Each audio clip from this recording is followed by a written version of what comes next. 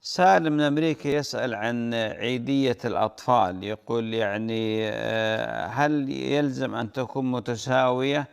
لا يا سالم، بارك الله فيك، عيدية الأطفال ما تكون متساوية إلا إذا كانوا متساوين في الأعمار أو متقاربين مثلا في الأعمار.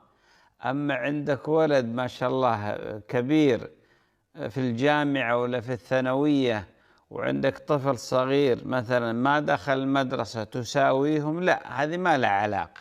هذه من العدل أنك ما تساوي.